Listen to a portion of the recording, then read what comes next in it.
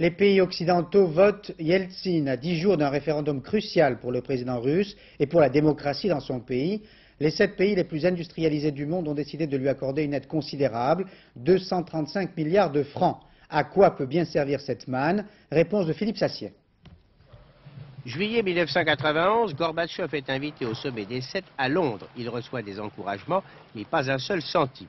Juillet 1992, Helsinki s'invite au dîner de gala des 7 qui tiennent sommet à Munich. Il est le seul à ne pas porter de smoking, mais les 7 lui promettent 100 milliards de francs. Il n'en touchera que la moitié. Avril 1993, à Tokyo, les ministres des Finances et des Affaires étrangères tiennent une réunion d'urgence sur l'aide à la Russie. Ils lui accordent 235 milliards de francs. Ce montant comprend des aides déjà annoncées, mais pas encore versées, ainsi que la remise de 75 milliards de francs sur la dette russe. Les sommes nouvelles représentent 40 milliards. Les 7 vont également assouplir le processus de versement qui, jusqu'à présent, était conditionné au progrès de l'économie.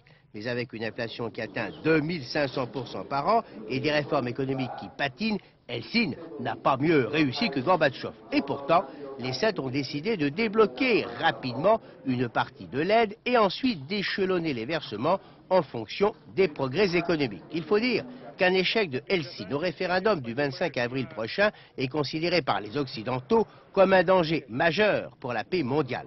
C'est le Fonds monétaire international qui versera la plus grande partie des fonds promis à Helsinki. Ils serviront à défendre le rouble, dont la valeur s'effondre chaque jour, à privatiser les entreprises ruinées par 70 ans de communisme, à construire des logements pour les démobiliser de l'armée russe et à moderniser la production et la distribution d'énergie.